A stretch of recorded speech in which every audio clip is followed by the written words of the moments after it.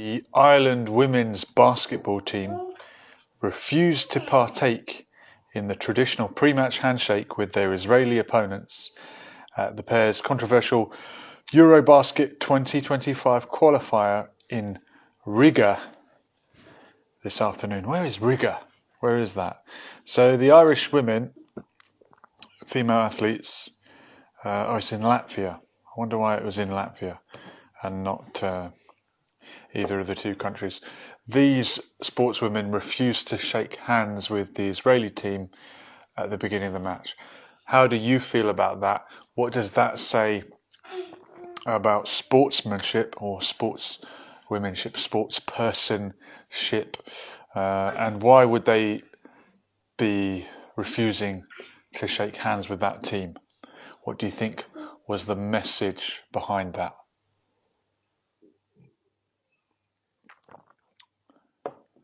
Any comments from the audience?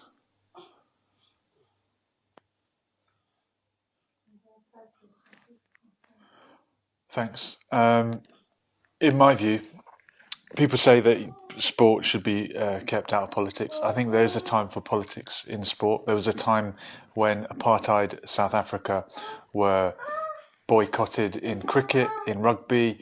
You couldn't play sport against South Africa because of the political situation over there. Look what happened with Russia. Russia immediately banned from various sporting events and competitions. So what other avenue do we have to protest, especially if you're against violent resistance? Boycotting is a legitimate form of non-violent resistance, is it not? Were these Irish women not correct in their initial plan? Their initial plan was not to play the match at all. They didn't want to play with Israel, given what was going on over the past 100 days plus after the genocide that's been unfolding. They didn't want to play against that team. But they were threatened with fines, with expulsion, lack of funding, and it would have set women's basketball in Ireland back many, many years if they hadn't played that fixture. I love basketball. I used to play quite a lot. Great game. So, faced with that situation, they took to the court. They observed the national anthems. They played the match, but prior to the match, the traditional friendly handshake was not observed. They refused to shake hands with the Israeli team. Was that the right or the wrong decision? I think it was a wrong decision. I think if you've decided to play the match, if you've decided that the future of basketball in your country and the funding and the money is more important than what you were standing up for, then really you should crack on with it.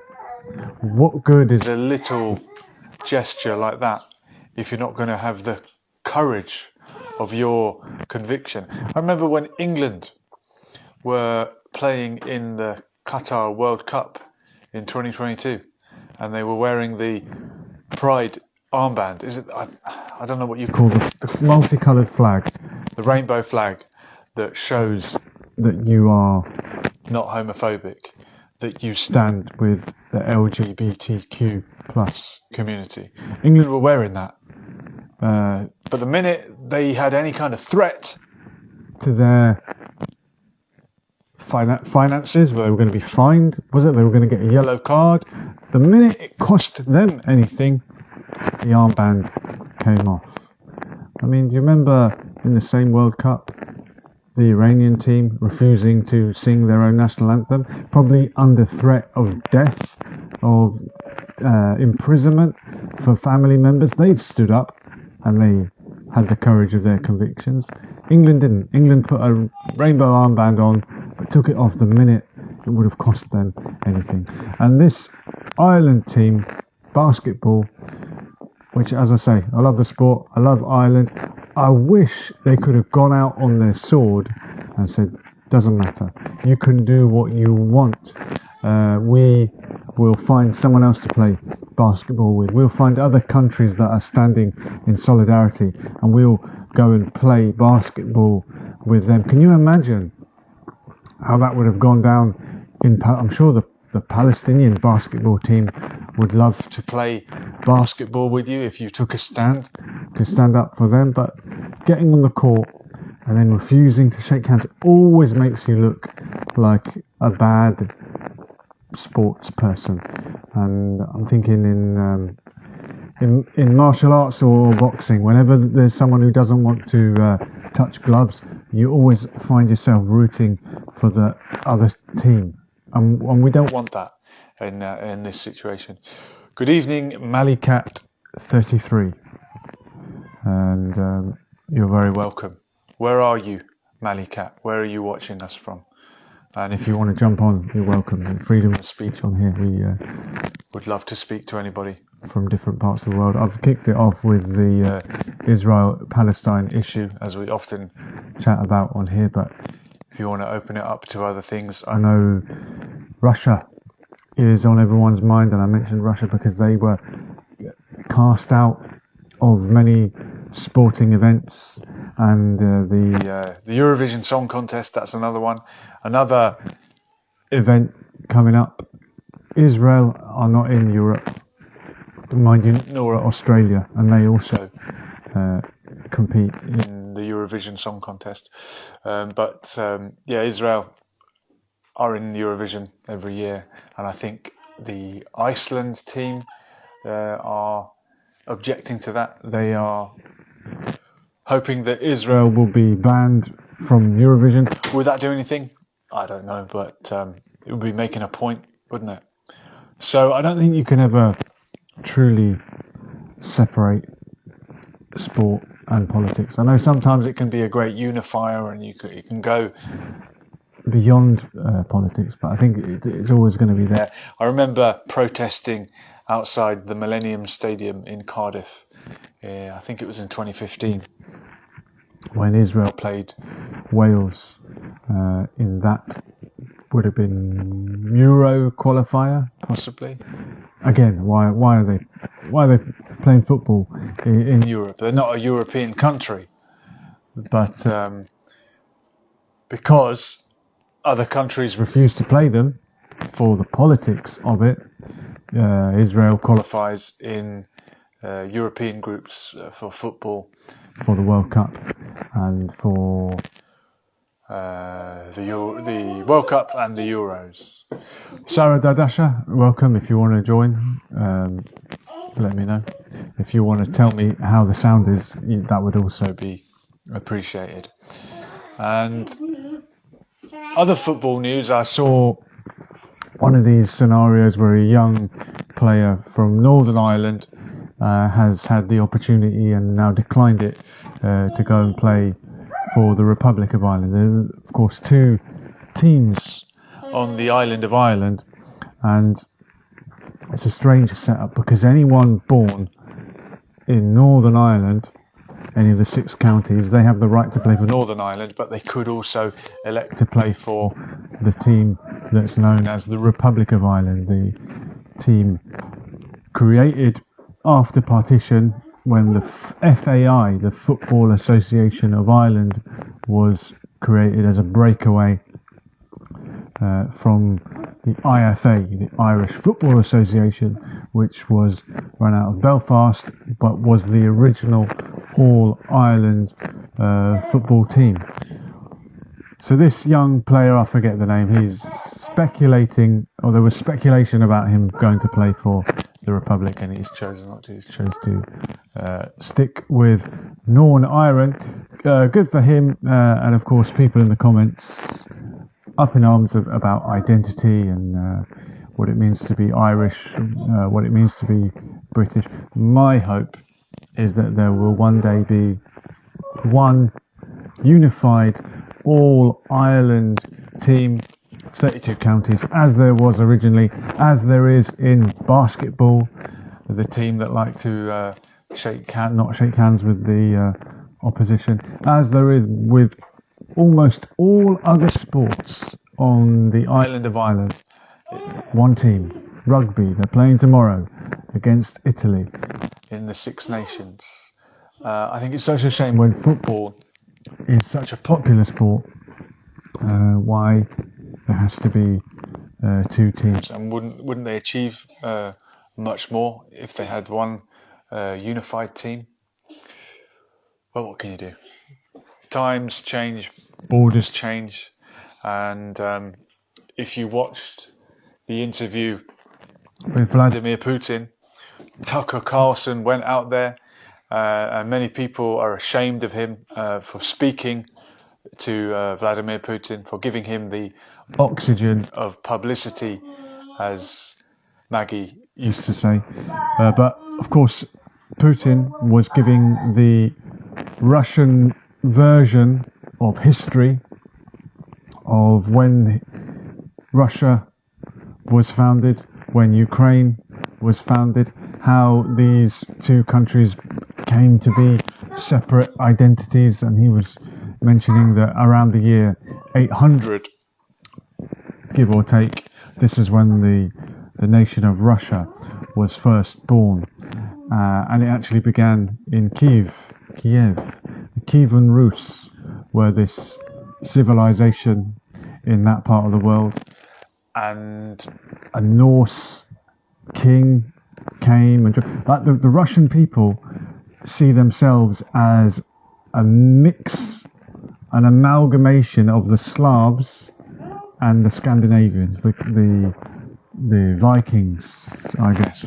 And the name Rus actually means rower, the ones that row the boat, you know, the Viking longboat. So this Kievan Rus civilization began in Kiev 1,200 years ago, give or take.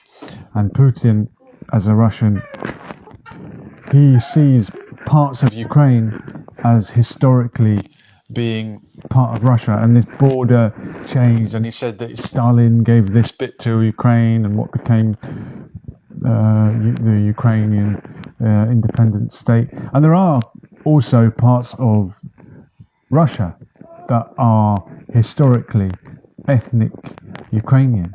So it's very difficult to draw a border like that, where identities are on a spectrum.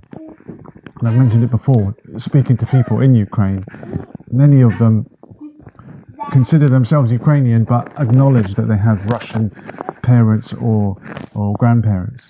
So even if Ukrainian is a new or newer identity, does that make it any less legitimate? Does that mean that the people shouldn't have their independence? And if they all live there and democratically want to be Ukrainian, why should anyone have the right to take that away from them? But equally, if you're living in Ukraine, in one of the pockets of Russian-speaking areas, and you want to retain your Russian identity, why should anyone prevent you from doing so?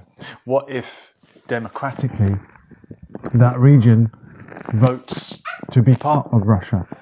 In the Donetsk and Luhansk regions, didn't these places elect to be part of Russia? How do you square that circle? Or can we give some kind of local autonomy, like what's happened in Iraq, like what used to be the situation where Kurdish people in Kurdistan had a level of local autonomy without full-blown independence? How much independence does a nation need? Do we need to have a nation state that aligns to an ethnicity? Do we need an ethno state? Would you want to live in an ethno state? When the Soviet Union collapsed and the Berlin Wall came down, the Iron Curtain, as they call it, shortly after, all these Balkans, we call it Balkanization, Yugoslavia fell apart, and you had Kosovo, Albania, Serbia, Montenegro, Bosnia, all these areas that were once part of Yugoslavia, the southern Slavic people, were all breaking up and becoming independent. Is that what you want for your local ethnicity, or would you rather be part of something bigger? Of course, Palestine is on our mind, of course. The genocide unfolding, as I mentioned. One of the, I think, worst arguments from the other side is, well, Palestinians are just Arabs and they can go and be part of any other Arab country. I think it's the mentality of coming to an area from outside in the early days of the founding of that state, and wanting to have an ethno-state for your ethnicity. You tend to assume that the other side want an ethno-state for their ethnicity, but surely people just wanted to live in the land that they were living in. And there's been many states come and go, but the people that live in the land have the right to live in that land. How are we doing sound, Sarah? Can you do me a sound check? If anyone wants to jump on, it's Saturday night and we're talking about anything you want, from basketball to the Middle East conflict, to Russia, to Putin and Tucker Carlson. Did you watch the interview? I started watching it. I didn't realise it would be so long, over 2 hours long, and they were translating it in real time. And I always wonder, how do they translate it so quickly? Or are we watching a chopped up version and actually Tucker Carlson has to sit and wait for Putin to hear the translation and then come back? And I've heard that he does speak English, Vladimir Putin, but that he refuses to. He will only speak in Russian, which is his native language, his strong language. Someone tell me if that's true. Have you ever heard Vladimir Putin speaking English or speaking any other language? I wonder how his Ukrainian is. He was trying to convince Tucker Carlson that really Ukrainian is just a dialect of Russian, and that this new identity, which means frontier person. Ukraine, literal translation means frontier. So the Ukrainians are the people living on the frontier. Frontier of what? Frontier of Russia. But of course, a Ukrainian, proud Ukrainian nationalist is not going to want to hear that. And he was mentioning that they spoke the same language. They are very similar languages, but I'm sure they're different enough to be considered different languages now. Hundreds of years later, the Irish and Scottish version of the Gaelic language are now different enough to be considered different languages. However, in the north of Ireland, the dialect there is closer to the Scottish dialect, and they would be more mutually intelligible than other parts of Ireland and Scotland. So I wonder, what about different parts of Russia? Huge country, one of the biggest countries in the world. Surely there's different dialects of Russian in different parts of Russia. Is Western Russian closer to Ukrainian? Do you get to the border and suddenly people start speaking a different language?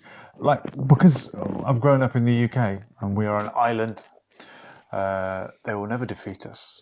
We're very much aware of when we stumble into another country. I mean, I know if you wander into Wales or Scotland, you're technically in a different, what are they?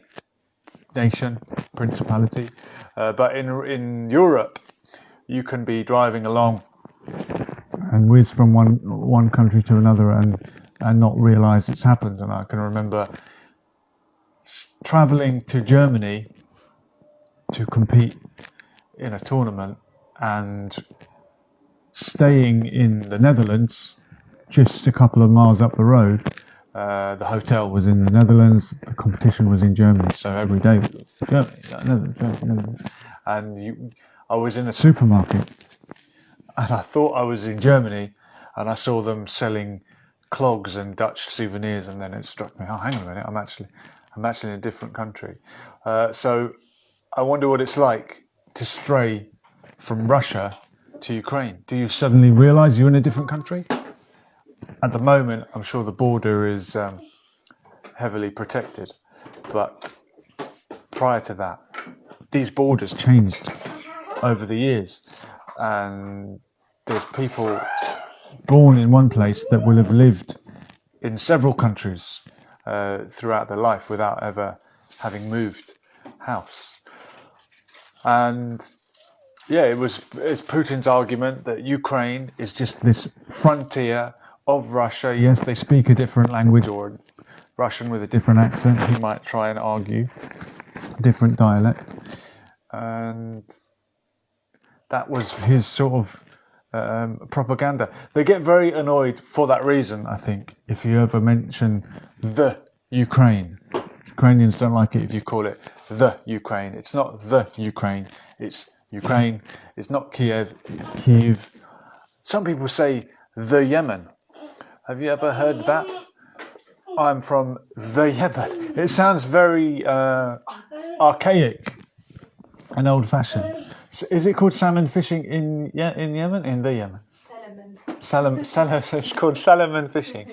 There's a book called Salmon Fishing in the Yemen. And a movie based on the book, I presume. There's something about imperialism, I think, that when you refer to something as the Yemen, the Raj, the Sudan. But some Yemenis do say, "Ana min al-Yemen." I'm from the Yemen. Why do they say that? Because in Arabic, al-Yemen. But you don't say "Ana min al-Palestine." No. Or Al-Jazeera. You do say Al-Jazeera. So, for example, Algeria, Al-Jazeera, that means the peninsula. Can you hear it? Sounds like island. Al-Jazeera, the island. Al-Jazeera, the peninsula, which is like a small island attached to the land. So you would say the for that. What other countries in English can you refer to as the? The Sudan, the Yemen, the Ukraine, but some people don't like it. Have I missed any? And I don't mean the Republic of, or the Kingdom of Saudi Arabia. Which countries have the at the beginning of them? And is that anything to do with politics? Is it to do with possession? I thought it was this sort of idea that we own the region. The British own the Raj. The British did own the Yemen. Can you say the German? You can't say the German, no. The Germany. Say the Italy? No. You can say the Emerald Isle to refer to Ireland. But they say La France. In French, they say the France. La France. La France. I don't know what they say in Italian. But somewhere like the Punjab, it's a region, isn't it? And some people want the Punjab to be an independent country. And the Punjab, of course, we all know, just as Ukraine means frontier, Punjab, do you know what it means? Punjab. What does it mean? You can ask them. We live a little. There's a very famous Indian landmark near where we live. Panj is 5, and Arb is river. So the 5 rivers would be Panj Arb. So that's a region. And whether it's part of India, some of it's in Pakistan, there's nothing you can do to change that. That is what the Punjab is. That's where the Punjab is. Mesopotamia. Where's Mesopotamia? That's, I think, the Greek word for it. Was it Mesopotamia. Is this the name currently? This is an old name. Anyone in the chat can let me know. Where am I referring to? Mesopotamia. Old name for somewhere. Greece? No. And the literal translation of Mesopotamia is the land between the two rivers. Mesopotamia. Land between the two rivers. Now tell me, where is it in the world? Two rivers. And no, it's not the river and the sea, it's the two rivers. Where is the land between the two rivers? Come on. I'm thinking. Surely someone knows. What am I talking about? And the rivers are... One of the rivers is the Euphrates. The land between the two rivers. One of the rivers is the Euphrates. Was that the river they found him swimming in? Or was that the other one? When he got caught? What is the land between the two rivers? And then we'll talk about another land between another different two rivers, although one of them is the Euphrates, going the other way. The land between the two rivers is the Nile, not the Nile, is the Euphrates and the Tigris. The Tigris, which I don't think has anything to do with tigers. What? Tigris? Is there anywhere in Ethiopia called? You're thinking of Tigray. I've had Ethiopia as a bad, incorrect guess. Yeah. You're thinking of Tigray, which is the region where there's a conflict between the ethnic Tigray and the other Ethiopian people in East Africa. No, the Tigris, the river Tigris and the river Euphrates are the two rivers in Iraq. Mesopotamia is the old name, I think a Greek name, for Iraq. And Iraqis do still refer to the land between the two rivers. I think it's even in the national anthem, the land between the two rivers, but they don't call it Mesopotamia. They don't. What would that be? Bilad Bain al Nahrain. That's my terrible literal translation of it, but I don't know if that makes sense. Yeah, Iraq is the the land between the two rivers, and I mean these countries are modern sort of creations, aren't they? But where did the name Iraq come from? Ur. I think Ur was an ancient civilization over there. Chaldea is another civilization. You've got Chaldean Christians in that part of the world. It was all part of Assyria as well. Not Syria, but Assyria, where the Assyrian people were living. So there were many great civilizations, many different ethnicities in these parts of the world. And the point I'm trying to make is you don't have to have a state that matches an ethnicity. Can't you have a modern state, multi-ethnic, multi-confessional country for everybody, where everyone is treated and regarded as equal, and you can have many layers to your nationality. So I hope that you'll have Ukrainians, people that see themselves as Ukrainian, living and doing well in Russia. I hope you'll have Russian language, Russian speakers living in Ukraine, in what is now modern day Ukraine, as they have done for hundreds of years, and there shouldn't be a problem. But what really caused the problem, I don't think it was an ethnic issue. I know there was conflict and bombing of those regions that wanted to be independent, but really it's is it not NATO encroaching on the borders of other countries? Is that not what it comes down to? Tell me if I'm wrong. Why are we on the brink of World War III? I hope not. I hope not. Join me in the chat if anyone wants to jump on. You'll be very welcome. You can talk about anything you want on on Saturday night. We've done the basketball. We've done Tucker Carlson speaking to Vladimir Putin. Surely we want to hear all sides of the argument, don't we? And if you disagree with what was said, then you can go and speak. Maybe Tucker Carlson will have you on his show. I don't know. I think in the interest of fairness, should Tucker Carlson now speak to somebody that can counter-argue all the points that Putin made for the 2 hours that Carlson gave him the oxygen of publicity? Or is Tucker Carlson just being the other side? Is he a marginalised journalist that was kicked out of his job because he wanted to give the other side?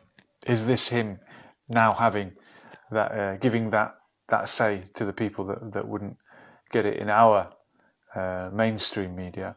I'm sure the Russian channels were full of it. I'm sure it was shown on national TV over there. Why wouldn't it be? But we can only hope for a free press where we can hear all sides of the argument. There's no point. I've seen people saying, "Oh, I can't stomach listening to Vladimir Putin." Maybe if it's personal to you and you've lost people in the conflict, then maybe you couldn't bear to hear the other side of an argument. But if you're a neutral, or you're trying to be impartial, surely shouldn't we listen to all sides and then let logic win the day? You can argue against any lies that you feel have been propagated.